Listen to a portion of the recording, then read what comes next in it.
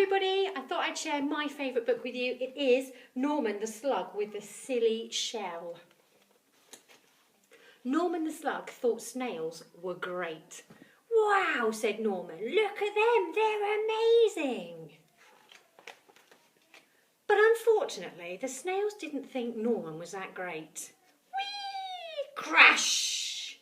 "Norman, you silly slug," they cried, "you've spoiled our fun. This only works if you've got a shell." Norman felt very left out. Sadly, he skulked off into the moonlight. "If only I had a shell of my own," he sighed, looking at his reflection. And that's when he had an idea.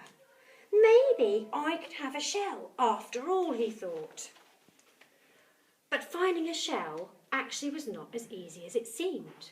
One was too bouncy, one was too noisy, one was already taken, and Norman needed time to think. Ta-da! A shell of his own! It was perfect. Norman had never been happier.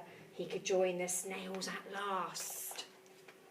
Norman loved being a snail, and the snails absolutely loved Norman's silly shell. But the fun didn't last that long. Suddenly there was a loud flapping of wings. "Look out, bird!" cried the snails in panic. "Quick, slither for your lives or we'll end up as a supper!" But the bird was more interested in Norman's silly shell. It looked delicious. Norman was being carried up and away, higher and higher into the sky. What could he do?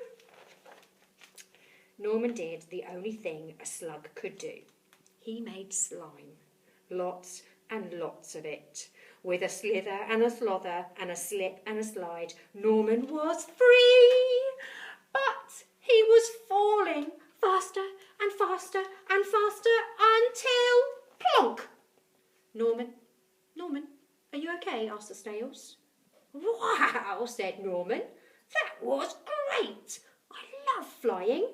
If only I had wings." Ta-da!